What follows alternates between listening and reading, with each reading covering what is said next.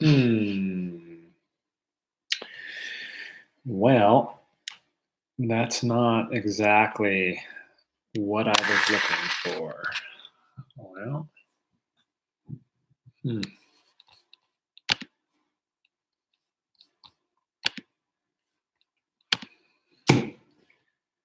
You're still on the camera on the other one, so just I remember. know. Okay. Live now. Looks right. Live now. I know. 720 people watching. There you go. There they are. I don't know. I don't know.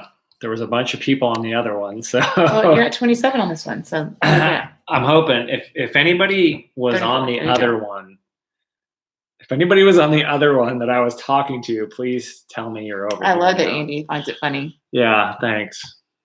Hi, everybody. Sarah's here with me. Yeah, I don't know what happened. I thought it would be set up and that I could just click and go. So yeah, so cool. I'm glad you came over, Jeremy. I'm hoping everybody else does.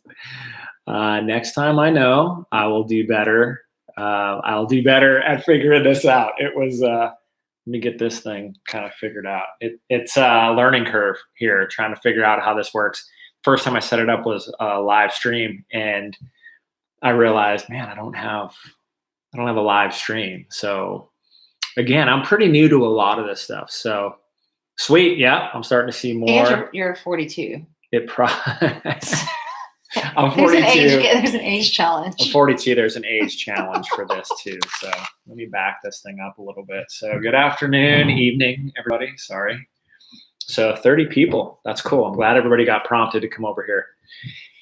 Well, Ty Durden, let me just tell you that yes, the shirt I'm wearing will be available very soon. So if you haven't seen the back, it's Peace Out Dumpers RD limited edition. Yeah, we had a run that we made for the Sedona Mountain Bike Festival. So it was pretty quick, but yeah, I'm actually going tomorrow to talk with everybody at Archie Apparel and get some more made. And not just these, there's going to be some other things too. So for not just Ty, but everybody else, what we're going to do moving forward is these shirts, these will be like the original shirts, we'll call them. But what we're going to do moving forward, I think, is we're going to do a shirt of the month. So we're going to do a limited edition run each month of some very specific shirts. So yeah, can everybody hear me? I want to make sure everybody can hear me. I hope so. If people can't hear me, that's going to be so bad. Yeah, everybody can hear me? Okay, cool. The Texas White Shadow was saying he couldn't hear me potentially. So yeah, we're going to do some limited runs of shirts every month, and they're going to be some really cool designs. So this will be one of them, and this one will probably stay around for a while, but we're going to be doing some that are pretty cool and some that are different. So we're not sure exactly how. Yeah, thanks, Jay. I'm glad you like the RD shirt. So yes, the long answer is yes, these shirts will be available.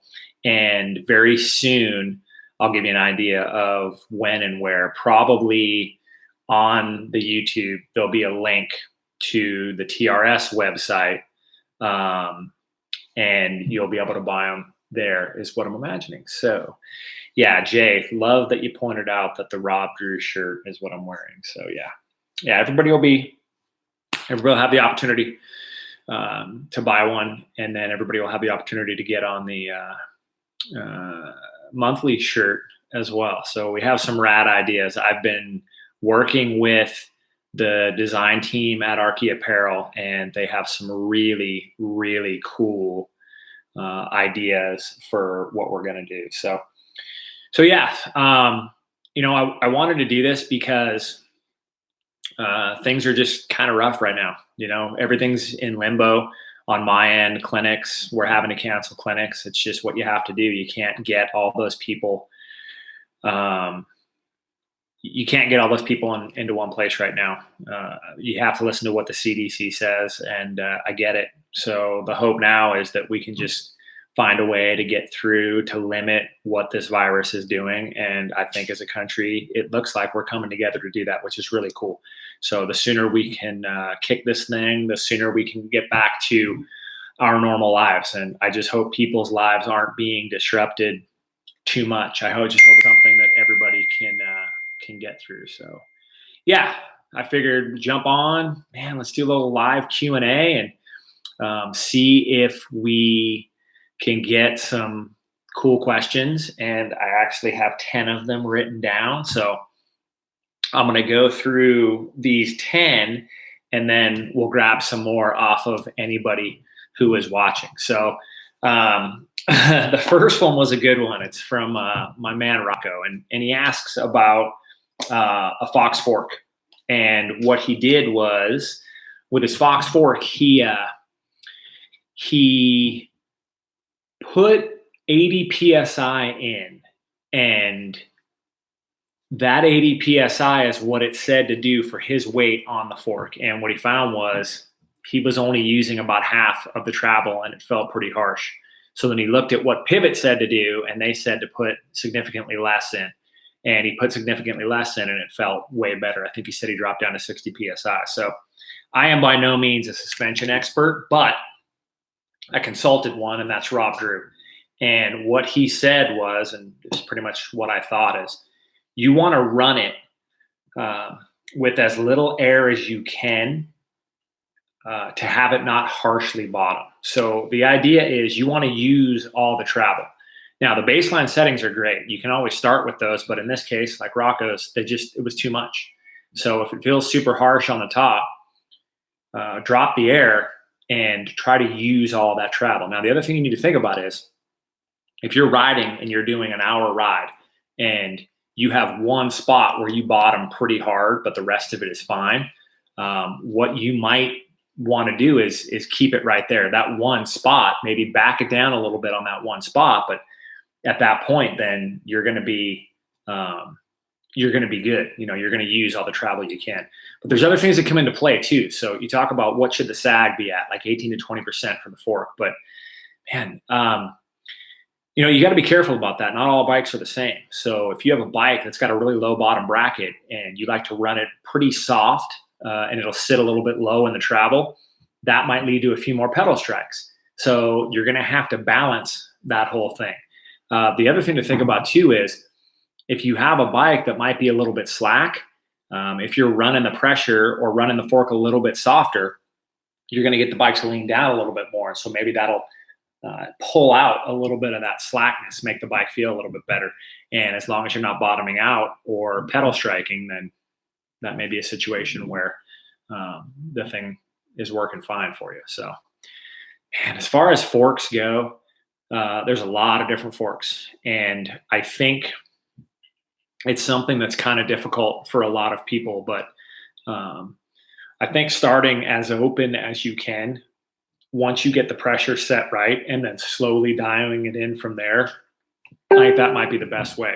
And Rocco, I don't know if you said something about running a volume spacer in that. So I don't know, maybe think about that, you know, maybe put one in there if that helps to ramp it up a little bit more. But I hope that helps. You know, it's one of those things where you can keep going over and over and over again with something like that. And once you get it, I think it'll be pretty good. So, okay. The next one was from Daniel. He talks about e-bikes. So it's kind of funny because e-bikes, man, it's an interesting topic. And it's funny because I never really saw anything wrong with them. I still don't particularly see anything wrong with them. I have very little time on one.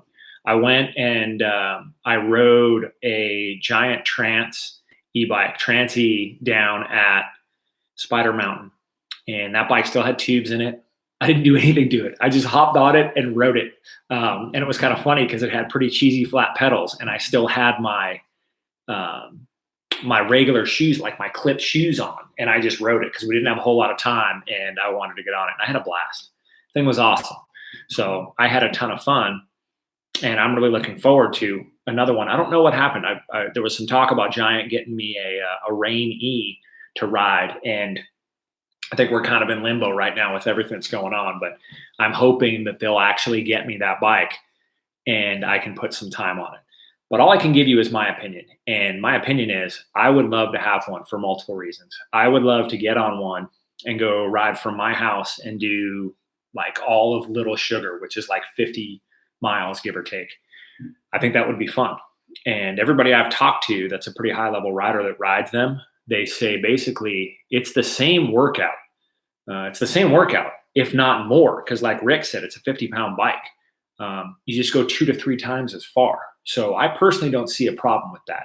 And anybody that I've seen that has an issue that talks about them damaging the trails, I don't know. It's not a dirt bike. The only comment or the only argument I think that could potentially cause some sort of an issue is maybe people getting on something that's going a little bit too fast for them, maybe that they can't control. But at the same time, you have to give it input to get it going that fast. So I don't know if that's a really sound argument, but at the end of the day, they're picking up a lot of steam. Everybody's talking about them. They're going to be racing a lot. I've heard some amazing stories about people who really weren't able to ride much and have gotten on e-bikes, and now they have an opportunity to go out and ride with friends. For me, it'd be cool to have one sitting in the garage, and when somebody comes in town, maybe that doesn't have a whole lot of fitness, but they have the ability to ride a bike, we can now go do a 10, maybe 15-mile ride, and we can get some parity. So I know a lot of people are going to be racing them. This year, it looks like every major race series is going to have an e-bike class. And I know Rob has talked about getting on an e-bike and racing it. I certainly won't rule it out. I mean, it's something that I'd be open to doing. It seems like fun, but at the same time, everybody that I've talked to about it that does it, they say it's absolutely brutal. It's no different. It's no less demanding than racing a regular bike. It's just demanding in a different way. So hopefully that makes sense. But I think the e-bike story is going to play out for a long time. And I think what's cool about e-bikes, from what I'm hearing, especially that new Specialized, is they're just cool bikes. Like, they're great bikes that happen to be e-bikes. So very quickly, you're starting to see that technology. It's awesome. So I'm hoping to get one soon. I'd love to have one here that anybody can jump on, that I can jump on and just go do a big, huge ride. So we'll see. All right, Ryan. Ryan's question was kind of cool. It was, what PSI do I use for the trails? Man, it's funny because what he said was, or do you even care? I'm okay saying I am probably the least finicky rider on the planet. I'll pretty much just get on the bike and ride it. But what's funny is when you start to look at these things and start to pay a little bit more attention to them, it makes a difference. And I think there's so much to come into play here. So I'm going to give you basically my context and what I've dealt with as far as pressures and things like that. So I normally run on most of my bikes the i9 Enduro 305. So it's a 30.5 mil internal rim width. So 30.5 millimeters of width. The tire I normally run is a Minion DHF 2.5. So that's pretty much across the board what I've been running. And I would run roughly 27 up front and about 30 in the rear usually. And that's fairly high, but I'm a heavier dude and I ride pretty hard. So Rob told me about this really cool product that he uses called CushCore. And I'd heard of CushCore and I thought, whatever. And Rob, after he bought it and put it in his bikes and explained to me how well it works, I decided I was going to give it a try. And for anybody that hasn't heard this, I know some of you have, he never mentioned anything about flat protection. So for him, it wasn't flat protection. That wasn't the reason he went with CushCore. He did it because of the handling benefits. So when you put Cushcore in, essentially think of it like the fork. Think of it as a volume reducer. So you're putting this foam insert in, and that's reducing half of the volume roughly in your tire. So what's happening now is you can run less pressure and the tire will ramp up.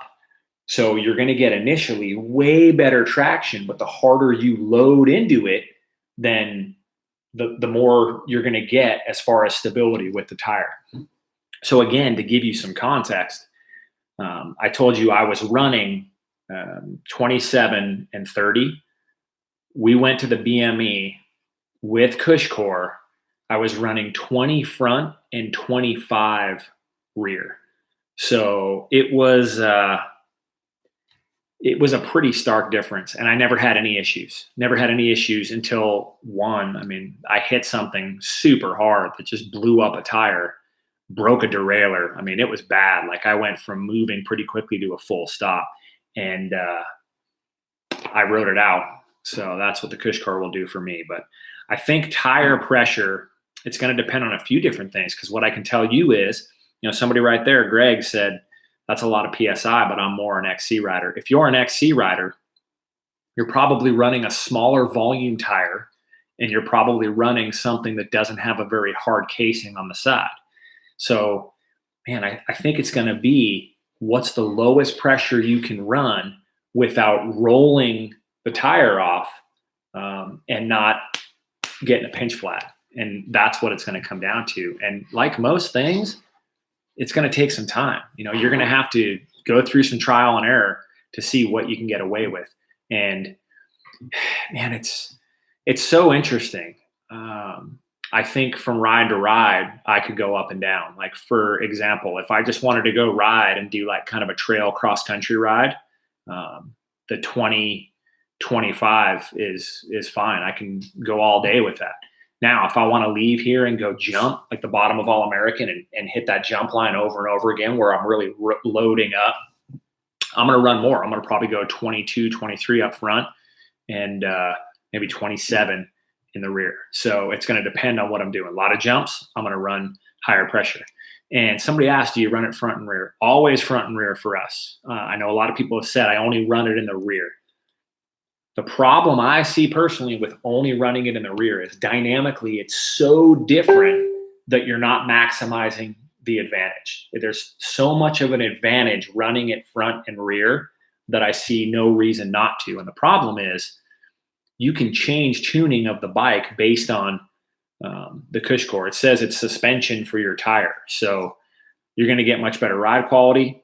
You're going to get much better handling, and you might even be able to adjust suspension a little bit to take more advantage of that. So just running one front or rear, I don't think you're going to get all that advantage. So yeah, that's the pretty good. So Brian, tough to mount. If you read their directions and watch their video, it's not horrible. It actually is pretty decent. If you get the bead of the tire in the rim center, it becomes way easier to do. Trust me, you learn. The only thing, you got to be careful about the damn rim tape. So when you're easing in with that tire lever, I've gotten the rim tape a few times. You don't know until the end that it's bad. So yeah, there's our pressure. All right, next one. Jason McGinnis. He better be on here too, because this one's interesting. We haven't talked about this one. It's flats versus clips. And Ryan, I see. Oh no, Ryan, that was yours. Yeah. Okay. So Ryan, you're welcome, dude. I hope that helps, man. Play around with it. Play around with the pressures a little bit. The tire is going to depend on it. Like I run an EXO Plus casing, so the sidewall is a little bit firmer. So think about all those things. Okay. Jason, you flats versus clips. God. Sarah, you want to get on some flats versus clips? Okay. Flats versus clips. And it was pros and cons of both. So, man,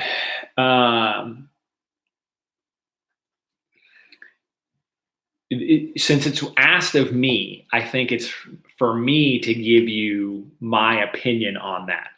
And I personally mean, I'm going to be honest. The only pros that I can give you for flats would be to do, I don't know, knack-knacks or something, maybe. It's just, it's super foreign to me. And, somebody there said, Rick said, if you're trying to master manuals, flats, I don't think that's a bad idea. And that if that makes you more comfortable, it's the same thing with doing wheelies. If you're doing wheelies, man, I think being on flat pedals might be a better way to go. And I'm sorry, I'm looking over here. I hope it doesn't look all weird that I'm not looking directly at the camera. I'm actually looking at these questions. And I'm going to get back to this one, best suspension travel for Northwest Arkansas. As far as they go, I just think for me, I'm way more comfortable clipped in. I've been clipped in the majority of my riding life. And so any rationale behind not being clipped in, I don't have to deal with that. I don't think about getting my feet out. It's just natural. It happens. It helps. And again, it comes back to, I want to be connected to the bike because there's a lot of things I can do if I'm connected to the bike. And trust me, I've ridden on flats a decent amount. When I hurt my shoulder, when I started riding again, I put flats on just because I hadn't been riding in a while. And I figured, I don't really want to deal with trying to get out either way. And it was interesting. The more I started to ride, the harder I started to ride, the more I wasn't riding like me. And I called Rob, of course, and I said, dude, I don't understand, man. Like, I'm not me. I don't know what the problem is. He's like, yeah, you idiot. I just saw you post a video today. Why are you on flats? And I thought, shoot, okay, let me put my pedals back on. And it was different. It was back to me being me. So you can, whatever you prefer is great. And I think it's funny because Rob was trying to say that. Rob was trying to say, you can do whatever you want. But I think the fact is, if your cleat is in the right position, when you clip your foot in, you never have to worry about where your foot is. On a flat pedal, you have to put it in the right position. And there's things you have to do to stay connected to the bike. I don't think that's a matter of opinion. I think that's open to interpretation. And the other thing that Rob said that I completely agree is if you have a really gnarly pedal, flat pedal, and a really good flat pedal shoe, if all of your weight is on it, try to twist out. Because you can't do it. It's not designed to do that. So you literally have to lift your foot up to get it off. When I'm clipped in, I can literally just slide right out. I can just twist my foot out and out it comes because that's what they're designed to do. So again, I'm not going to say one is better than the other. I just prefer riding clipped in. That's just what I prefer to do. Now I will ride on flats. I mean, I'm down for that. If I have a dirt jump bike, it's always going to be times that I run flats. But I mean, for me, I would mostly rather be clipped in. And it's funny because you talk about manuals and wheelies and stuff like that. I think once you get comfortable though, for me, especially manualing, when I'm clipped in, I have the ability to roll my feet side to side and help keep the bike up and turn where I want to go. I don't know. It's the same thing when I'm wheeling too. I have my feet clipped in, but again, you get to a point where you're comfortable with it and you don't think about getting out. And I won't pretend to understand what that's like. I was 12 years old. They were Samson pedals on my Nishiki Olympic 12 road bike that was way too big for me. And I remember I put these goofy things on. I saved my money. I went and bought them. My dad was like, what are those things? Like, what are you doing? And I went out and I hopped on my road bike and I was riding down the street and I stopped at the first stoplight and was like sitting there track standing and looked over and shaked my head at this car next to me like, yeah, I'm cool. And then I fell right over. I'll never forget it. Laying there, like the inside of my leg just hurting so bad and I couldn't get out. I couldn't lift my foot up and I couldn't reach it because the bike was so big. It was horrible. It was absolutely horrible, but it didn't happen many times after that. So for me, I'm sticking with clips. I dig clips, but periodically I'll hop on flats and we're going to do some we're going to do some updates, like especially the lift video. We're going to do the lift video again, and I'm going to do it on flat pedals because it's kind of frustrating that people think I can't do it on flat pedals. I can do a lot of the stuff, almost all of it on flat pedals. I just don't want to. It just doesn't make sense to me. I have more fun doing things clipped in, like everyday riding. Sarah and I were out at Kohler, and we stopped and we looked at these couple little lift sections, and she asked, what would I do here and there? And in my mind, what I was thinking was I would literally just pedal. And as I came up to it, I would move my torso back to lighten the front, and then I would just stand up. And when I stand up, the bike's connected to me, it would just pull right over. Now, for me, that just happens. That's just one of those things. So again, it's time. I just don't want anybody to rule out clips because they got in and had a problem and couldn't get them out. Rob is supposed to be doing a video to talk about setting up pedals. And I think that's really important. Set up your shoes, set up your clipless pedals, because they're not all the same. Some of them, it's a little bit harder to engage. Certain pedals are harder than other pedals. You can shim the cleats, you can trim around, you can do all that stuff. And I think if you had like a best practices piece for that, it would certainly help. And so I've been asking Rob to put that together because he's really particular about those things. So I'm hoping in the next week or two, we can do that. And if for some reason he just can't get to it, I'll probably do it because I have quite a few different shoes out there. And I definitely think that is something that's worth doing because I don't want to get into which one's better. I just want everybody to have the opportunity to give clips, I think, a fair shake, because if you get past that uncomfortableness in the beginning, I think you'd be pretty shocked at what it'll open up as far as your riding goes. All right. I think that went pretty well.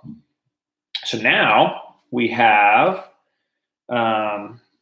let's see here. Jason, again, talked about balance on the bike. And man, I saw this one early, and balance on the bike, that's tough. That's really tough. Man, the first thing I think is, time is a great one on the bike, being a little bit more comfortable. I think having more balance off the bike will lead to more balance on the bike. And you see a lot of these high-level athletes doing these things where they're standing on a Bosu ball and flipping the weights around and doing all these crazy things. I don't know if that's necessarily the way to do it, but I think doing some unilateral leg movements, so doing things on one leg and the other, I think that'll certainly help. It'll give you some good strength.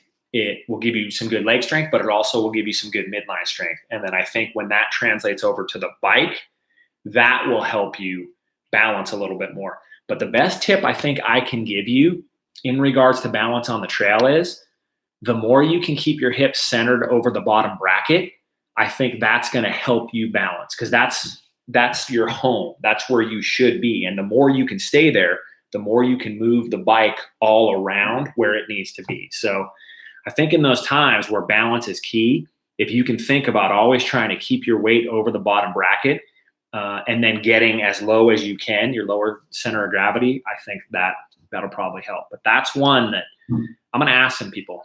And I'm going to think about that one because there probably are some really good techniques for that. And it's just something that I've never thought about. So, Kenny Belay will be a good one. I'll ask Kenny Belay. I'll ask Jeff Lanowski. So, it's a great, Ty's rides. Ty's a really good dude. Ty's an athletic dude. He said, if you aren't athletic, when you aren't riding, it's going to take time to be balanced on a bike. Yeah. Ride and race a stand-up jet ski. No doubt. Right there, that is very true. So I think being an athlete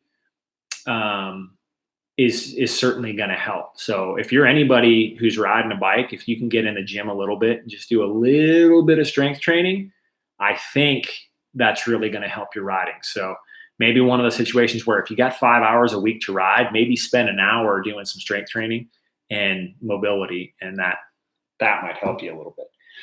All right, what do we have next? Ooh, I can't hide from these things. I can't hide at all. Da Vinci Troy versus the Switchblade. Whew, man. I won't hide, but I'm going to give a very political answer on this one. I have yet to ride them on the same trails, so I don't know if I can really make any sort of assessment on a comparison. Now, that being said, that is true. And my hope is that I will get the new Switchblade soon. So I talked to their media coordinator and I'm on the list. So my hope is to get one that I can ride here for a while. I have no problem saying that thing is unbelievable. It's absolutely incredible. The time I spent on it in Phoenix and in Sedona, blown away, absolutely blown away. Now, I've also been blown away at the Troy. And I think what's crazy about those two bikes is on paper, they look very similar, but when you ride them, they feel totally different. And what I mean by that is the Troy feels like a huge, capable bike. I would compare it more to my Firebird than the new Switchblade. It's crazy. Now, they're both 140, 160 bikes, but looking at the numbers, the Troy is a little bit longer and it just feels way bigger. Now, I'm not saying the Switchblade feels small. So it'll be very interesting to get the Switchblade here and ride them back to back and see what I think. Now, Brian says, all your SP riding at Somo and Haas was too much bike for Haas. That kind of comes back to the earlier question of what is too much bike for Northwest Arkansas? I mean, a dual crown downhill bike is too much. Short of that, I don't know if there's ever such a thing as too much bike. It's going to be your personal preference, of course, but what I always come back to is get a bike that has enough capability for what you're after. So Nick's asking, Switchblade versus 429 Trail.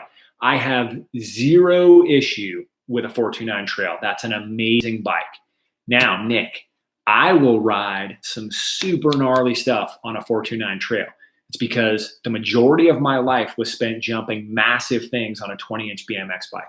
When that's the case, when you hit huge jumps on a rigid 20-inch bike, that changes the game a little bit. I'm a somewhat heavier dude, but I can ride much lighter. And I think that stretches what the 429 Trail will do. So if you're the exact same body size type as me, but maybe not as smooth of a rider at times, the Switchblade, that might be the better bike for you.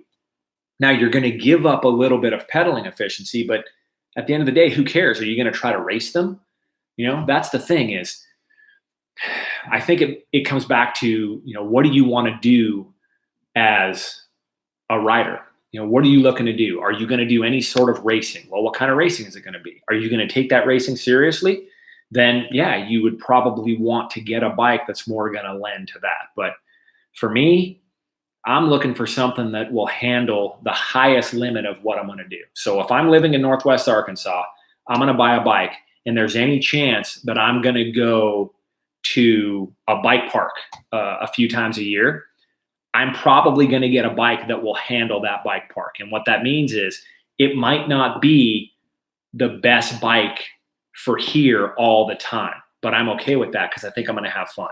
It's going to be a little bit more relaxed. It's going to be a little bit friendlier in theory.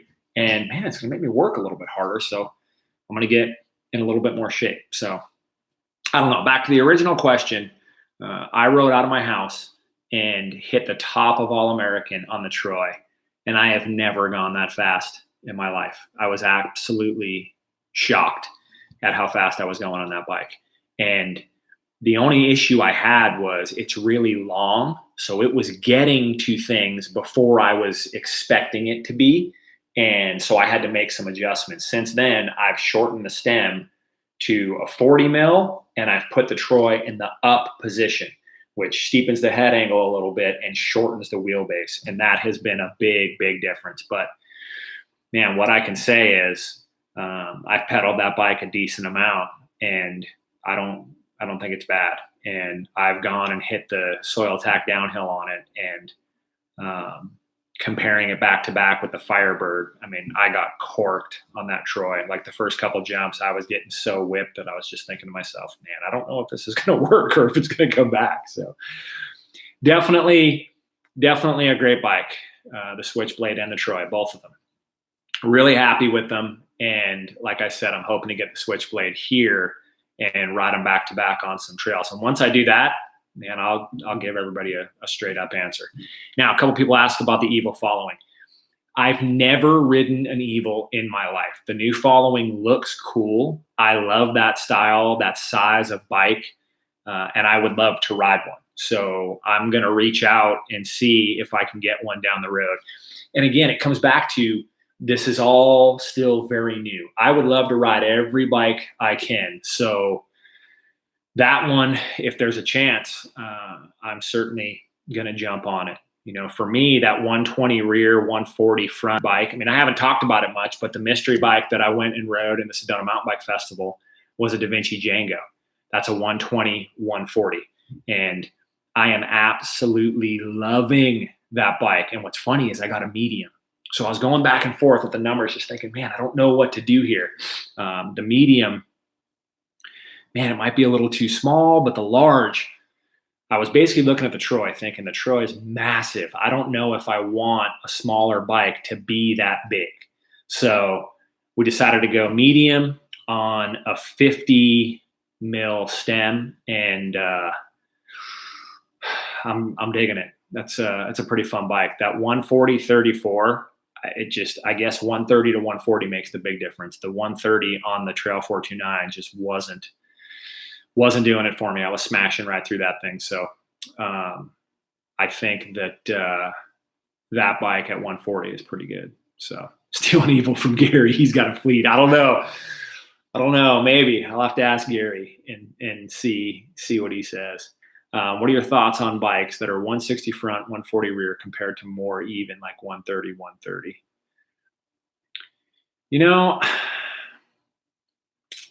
it's tough to say. I haven't ridden many bikes recently that are the same, like a 130, 130, but I think more bikes now are being engineered, if they're 130 rear, to be set up for 140, 160 front. And what I come back to is if there's no downside to having 140, 50, or 60 up front, I don't see why you wouldn't do it.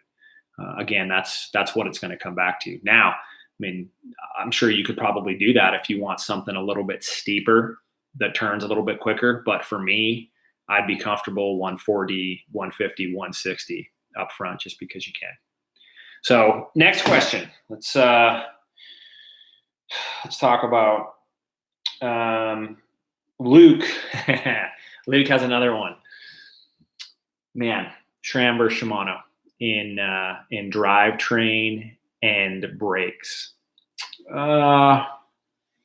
Again, I have been on SRAM drivetrains, X01 drivetrains, and XT brakes, 2-piston XT brakes for the better part of 3 years.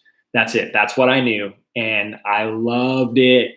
I had zero issues. Okay, I'll say this again. Zero issues with any Eagle setup ever. I've never had a problem with an Eagle. And it might just be because I really take care of my bikes. I'm very specific.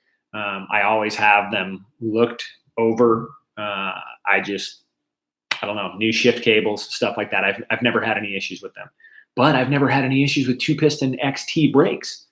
I raced 3 big mountain enduros, 3 on the Mach 5.5 with 2-piston XT brakes and 180 rotors. So was it the best? No. Was I scared a few times? Did I get some brake fade? I did, but damn it, they worked good.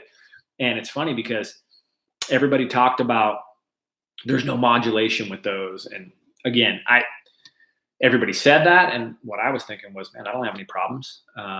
My bike stops great. You know, I modulate a little with my finger. Well, then I get the Da Vinci Troy, and it's got the codes on it, and with 200 mil rotors. Wow, gnarly. They stop. And so then I started thinking about it. And I love those. They're great. But I thought back to before the last 3 years when I was on Giants, they all had SRAM brakes. They had codes. And they had a problem with the pistons. And they would swell a little bit. There's like this little orifice, I guess, that would swell up a little bit, and then they wouldn't work. So that was kind of a bummer. But as far as performance goes, 2-piston XTs, then we went to 4-piston XTs. The performance on the 4-piston XT I thought was pretty good. Just the bummer for the sound. Those pads make a lot of noise. But like Brian said, when you put the 200 mil rotor, the difference was pretty big. So I think the 200 mil rotor is probably the way to go. I don't see any reason not to go with it. You don't have to. And I've ridden a lot with the 180s, but the Code RSCs on the Troy with the 200s, amazing. And then I rode the Switchblade with the new XTR. Dude, those were good.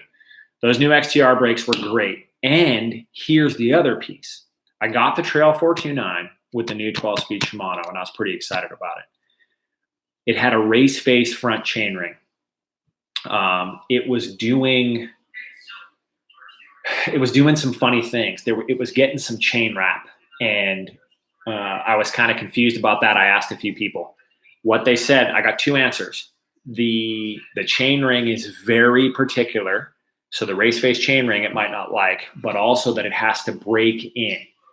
So if that was the case, I didn't ride the Trail 429 long enough for that to happen. So then the Switchblade demo I rode, that was XTR 12 speed, but it had a wolf tooth front chainring, and I was super impressed with that. I rode it. I had no issues. It shifted great for about 4 or 5 days. So it's tough. It's really tough. I like the shifting action of SRAM, and I don't know if it's just because I'm used to it, but I like it. But I got used to the Shimano. So again, like you asked my brother, he's just like a diehard SRAM guy. He described it as when you shift the Shimano, it's like a seismic event. And it was kind of funny. So for me, I like them both.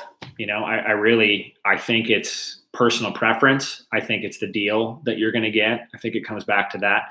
Now, another piece of this too that you have to think about is cost. And I don't just mean initial cost. And again, this is not me. This is quoting somebody who has a lot of time. And what they said, they've been running SRAM for a long time, and they've been running Shimano for a long time. This person's job is testing. So all they do is test for multiple companies. And I know this is going to sound pretty crazy, but he's saying it's a 4-to-1 difference as far as wear goes, meaning he's getting 4 times the distance on his SRAM drivetrain than he is on the Shimano. Again, I don't have any personal experience with that, but I have no reason to think that this guy's lying. First off, he's French and he doesn't have much of a sense of humor. So I believe the dude, and he's incredibly particular. But when I look at that, that's a tough thing to look past, especially if you're somebody who rides a lot and you ride in bad conditions. That could tend to be what makes that cost add up. I've never replaced a chain on an Eagle drivetrain, and I've never replaced a cassette. Granted, I don't get a ton of time on any of my bikes, but I've never even come close to doing it. So I don't know. I think it's going to be up to you. I'm going to keep riding them both. I would love to get a couple and spend a lot of time on them and see what are some things I come back to. But I can say the big difference with Shimano was going from the race face chainring to the wolf tooth. And no, it wasn't. The wolf tooth was not an oval. It was one of them dang round ones. So, okay, what other questions do we have here? Steep technical descents and using the 1, 2, 3. Another one that I thought about quite a bit. And man, I don't know if the 1-2-3 technique transfers directly over to a steep descent. What I'm going to say on a steep descent, I think it comes back to, again, getting your hips over the bottom bracket. So the steeper the bike angle goes, the more your torso is going to come back, so it's in line with the bottom bracket. But I think the best scenario is stay forward as long as you can. So when you drop into something that's kind of steep, depending on how long it is, how steep it is, and what sort of traction you have, don't immediately go all the way back. Try to stay as close as you can to the middle of the bike, meaning still have your arms in a position where you have some travel with them. I mean, truly steep descents, something that we would all agree is very steep. Those are uncomfortable. And I think you have to manage getting your weight back and your hips back over the bottom bracket as much as you can. But at the same time, once you drop into the bottom, you don't want to be too far back. So it's a matter of getting as far back as you need to, but still having the wherewithal to see where you're going and getting there at the bottom.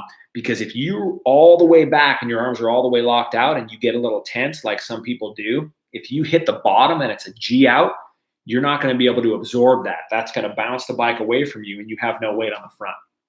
So that's going to make it very difficult to deal with that situation. So hopefully that makes sense. I think it's it's just one of those things where it's like jumping. You have to have those reps over and over again and get a little bit of a feel for what's happening.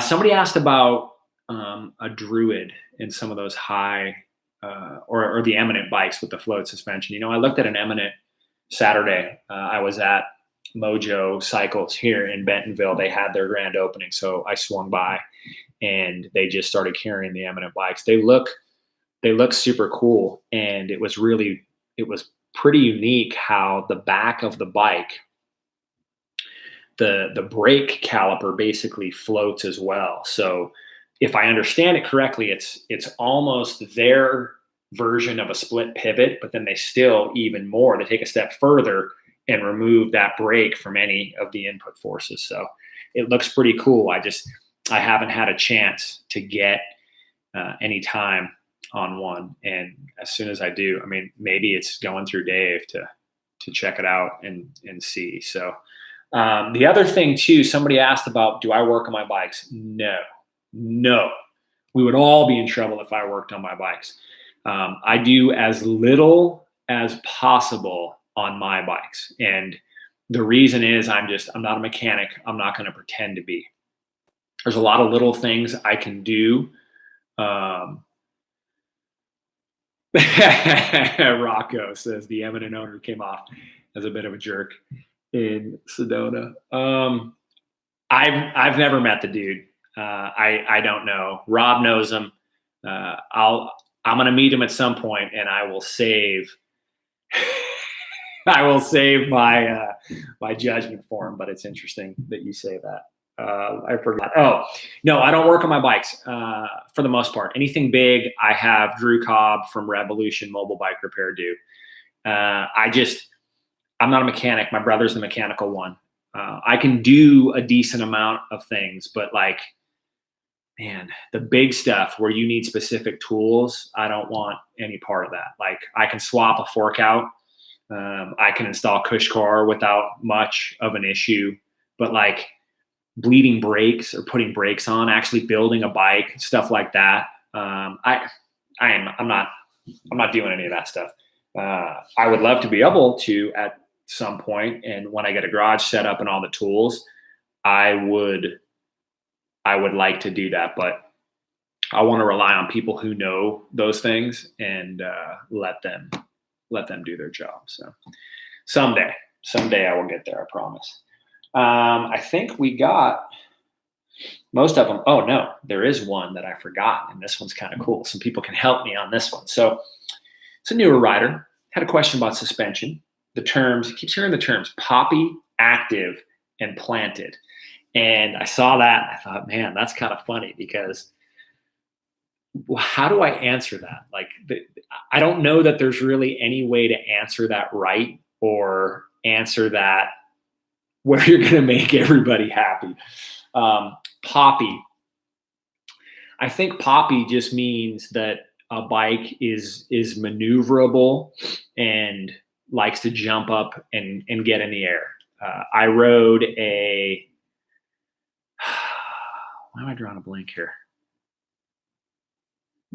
Can't believe it. I'm drawing a blank on what I rode. I should have written this down. I rode a bike. Oh, Fazari. Yeah. Fast by Fazari. A Fazari LaSalle Peak in Sedona. And it was a big bike. It was a 150 rear, 160 front. And it was a surprisingly poppy bike. So for the most part, you wouldn't think a bike that big is going to be super maneuverable and want to just jump off the ground. Now, why is it poppy? There could be a few different reasons for that. Suspension orientation, suspension design, how it's valved, what the leverage ratio looks like, all of those different things. So I think when you go from poppy to planted, I would describe, I think, the Da Vinci Troy as pretty planted. Like, I went out and rode that bike, and I was super impressed with how stable it was. And it felt like it really just worked and was connected to the trail. Now, what is that a product of? I don't know. I thought it was obviously the split pivot design in the rear, but I think some of that had to do with the Lyric Ultimate fork and the Super Deluxe shock. So again, would that bike feel the same way with Fox suspension products? I don't know. I don't think so. So it's tough to say. That's one of those things where I would love to ride the same bike back to back with different suspension and see what the difference is. It's very rare that you get to do that for a couple different reasons. And it's to get the opportunity to do that, I would like to try to do that at some point. Now, active. I don't know how I would describe active. And it was kind of funny looking at this question, because I said, I'm going to answer this question, and it's not going to be the best answer. And people are going to be like, dude, this guy doesn't even know what he's talking about. Those terms, they're just all funny. Active, what does active mean? I think active might mean that you have something that the initial damping is really supple. It's not making you work more as a rider. So, man, the Rocky Mountain Instinct BC edition I rode, I wouldn't say that was a very active bike. It was a very simple suspension setup, and the rear was pretty harsh.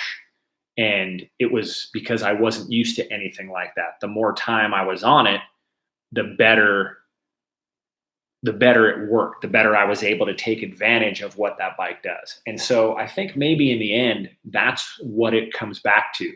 And, I see a lot of these bike reviews, and they say a lot of different things. And what I come back to is the bike is designed to work a certain way. It's designed to do things very well in a certain way. And if as a rider, you don't adapt to those things, you don't take advantage of those things, you're not giving the bike the opportunity to shine.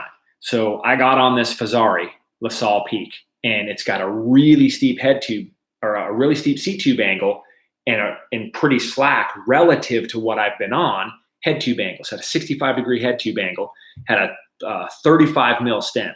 So when I got on this bike, it felt like the bars were almost in my waist.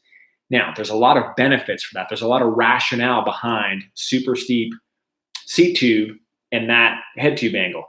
But for me, on that bike, I was just very thrown off because it was very different than anything I had ridden. So it would have taken me a little bit more time, maybe an adjustment in stem length, to get a little bit more used to that. Now, there were things about the bike that I really liked, and that was that it was really playful for a 150, 160 bike. A couple of other bikes I've been on that are that big, they're very capable, but they don't want to bounce all over the place on the trail, and this one did that. So, yeah, as Mark says, it's the language of suspension. And I think that's just kind of the nomenclature that you're going to get used to now being a bike person. You're going to see it over and over again. And what one person says is poppy or says is active, you may not think that, or you may feel a little bit different about it. So hopefully that helps. There's a lot of different bikes. There's a lot of different technologies. There's a lot of different theories in what's going to make a bike better. And, head tube angle is a prime example. Everybody's just going slacker, shorter chain stays, longer top tube, longer reach. And I think the pendulum, you got to be careful about it swinging too far back. And again, everybody has their own take on it. For me, anything slacker than 65 or 66, I should say, recently has been throwing me off. So it's a matter of, I think, what are you comfortable with? What is your background? Where are you riding? If I was riding in Pacific Northwest, or if I was riding Whistler, if I was riding somewhere where I was bombing down a mountain all day, man, something 65, even closer to 64 might be what I'm after. But I'm not. And I'm used to something that steers a little bit quicker. Now, there's a lot of factors involved, like the Specialized Enduro is a prime example. That thing has a crazy slack head tube angle. But I have talked to people that have said it doesn't feel like the number you see on paper. There's a lot of factors all around. So I want to get on those bikes. I want to ride one, and I want to see what that means. I want to see how it feels. So that's probably the coolest part about now being in a position to ride pretty much any bike I want, is getting on these bikes and feeling what the different designs do, and taking a lot of that marketing information and trying to decipher and extrapolate what it means, and then give that feedback to people. So it's something that is cool. It's a pretty neat opportunity. And I think as we move forward, hopefully I'll have more of an opportunity to kind of get more insight from those companies on what their idea is or what their rationale is with those bikes. Same thing, hopefully with suspension, that as we move forward, I can get some insight from them, because I'm okay saying I'm not an engineer. There's a lot of things that I'm not an expert on by any means, but I can ride the bike, and I can give my input on the bike. I can say, hey, these are the things that I really liked about that bike. These are the things that felt kind of unique to me. But at the same time, that unique feeling might be what you were looking for. That insight might help you make a little bit better decision on buying that bike. So, man, I think we worked through all of these, and the time is looking good. 57:48. I figured we would run roughly about an hour. So anybody else out there have any other questions that they want to throw out? We had a good number. It's pretty pumped up. 63 people. We're down to 62. It's slowly going to start dropping down. Boom, boom, boom, boom. Yeah, Jay asked earlier about clinics. Man, just rough right now. We don't know what's going to happen. It's probably going to be another week or two before we see what everything is going to look like. And I think from there, we'll probably get a better idea of what the rest of the summer is going to look like. There's so much up in the air right now. I think we're just going to take it one day at a time, get everybody healthy, and from there, decide what's next. So thoughts on Yeti bikes, man. You know what? I pedaled around an SB 130 for a little bit, and it felt awesome. Really cool bike. I was impressed. And again, dude, Richie Rude, Sean Neer, a couple of the best riders in the world are on Yetis. So I think there's no argument that they're great bikes. A lot of these bikes nowadays, 3,000 up, I think they're all good bikes. It's just a matter of, what do you like? What do you prefer? There's a lot of people that are just diehard Yeti fans, and obviously those bikes do things really well. At some point, I would like to get on one and ride it for a little bit more, kind of hammer the thing pretty hard and see what it's about. But yeah, I think Yeti makes great bikes. I think, man, everybody right now is making really good bikes. So Jonathan Wilson, will you be doing any group rides in Bentonville?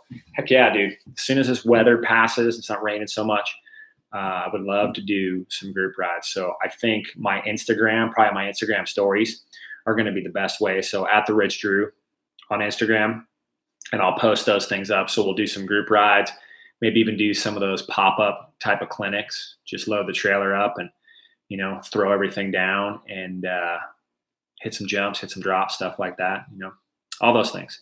Yeah, it would be a no drop sort of ride. I think any ride we're going to do is going to be more to have fun, cruise around, session some things, do some lifts, do some drops, stuff like that. Now, I'm glad Andy asked this. If you saw their pedal, Andy Pedal asked a very important question. Approximately how many ounces of chamois butter per hour do I go through? Man, that answer is something that I came to, over many years of practice, many painful long rides, but I think probably 2 ounces per hour is the safe bet. But you can only go 6 to start, meaning if you're going to ride longer than 3, you're going to have to bring some with you and do an on-trail reapplication. Not always the easiest thing. And Jay, you shut your mouth, Euro or regular. It's regular. When we were in Sedona with Rob, he had the pH for her chamois butter. So I was kind of thrown by that, but when you need chamois butter, you're going to go with the for her. So Michael asked, how's the shoulder now? Same thing, grade 3, find your recovery videos. That's kind of funny. You ready? Boom, right there. The shoulder is amazing. It's this one right here. You can actually, I don't even know if you can see the scar anymore. So the shoulder, dude, it's amazing. I had a complete AC reconstruction. So if anybody on here does not know that story, I was doing a ride at Mount Fitzgerald before it was open, and it was an invite-only ride. Gary Vernon said, just nobody crash. And I'm looking around like, yeah, nobody crash. And this guy didn't eat much, and I actually blacked out while I was riding, and it was a bummer. I blacked out. I flipped over. I landed on my shoulder, and I woke up as I hit the ground. And I remember looking around thinking, what happened? And I looked at my shoulder, and I knew it was wrecked. And then I lost about the next hour because I had a pretty bad concussion. And so the next day, I had a good friend whose good friend is my surgeon. He texted him the picture, and the guy basically said, yeah, dude, you need to get it. You need to get it fixed. And very quickly, within 5 days, I think they were fixing it. So again, complete AC reconstruction using the dog bone button technique. And I took it very, very, very seriously. I did pretty much everything I could with nutrition, with essential oils, diffusing citrus oil to try to keep me as positive as possible. The supplementation, I asked a few different people. I got a really good protocol from a doctor down in Austin, and that really helped. That made a big difference. So anybody moving forward, if you ever have any issues, take it seriously. You will. If you're riding bikes, you're going to have a shoulder issue. You're probably going to have a knee issue. Take it seriously. You can, once it happens, it's over, it's done with. You can do a lot to take care of it. So if anybody has a shoulder injury, don't hesitate to reach out to me, because I'm more than happy to help with my protocol. So Nicole, the weather for next week, the trails, they dry out.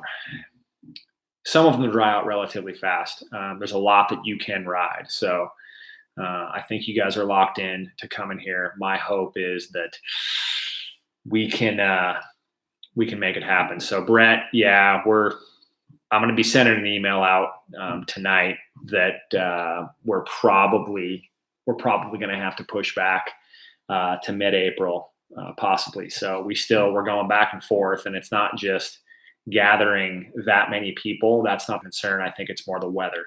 So it's hard to determine what the weather is going to look like, but unfortunately that weather is rough. So Brett, I will let you know soon. I know how excited you are. I know how excited I am to get you out there. So if we can't make it happen this week, we're going to do it very, very soon. I promise. So I said I was going to keep it to an hour. Roughly, we're at an hour 4. So I think this was good. I'm very excited. I would love to do this more. So I'm going to get better at figuring out how to make it work. So again, I should have known, but I'll figure it out next time and we'll make it a little bit better. And at some point, it would be cool too, like if I could get Rob to do this with me or some other people. So think about those questions. I love them. Maybe make a comment either on here or on Instagram. I'll figure out the best way moving forward. But if you have a question, you can comment here on one of these videos or Instagram. Even sending me a direct message is probably a good way to do it, because I like writing them down and getting some insight from some other people. So I think I have this network of people, a lot of really, really good people. So if somebody's asking like technical questions or mechanical questions, there's a lot of people I can ask. I can ask Mark, I can ask Drew, I can ask a lot of different people. So we're going to do that. So, all right, everybody, thank you. Stay tuned. Shirts are coming very soon. Hopefully in another week, we'll have a link for that up so you can get the shirts and maybe something else. So have a great night. Keep your family safe. Keep yourself healthy. Eat well. Hydrate. Mentally, stay positive. Do everything you can to stay positive. If you can get outside, we went out to Kohler today with the family, and it was an absolute blast. So I don't think anybody would argue that it's tough right now. This is not the best situation for any of us, but there's really not much we can do except avoid getting everybody else sick and being as positive as we can and finding other ways to interact. Like this was cool. I felt like I was hanging out with everybody. We got our social distancing down, and we'll do it again soon. So I think with that, peace out, dumpers. Have a great night.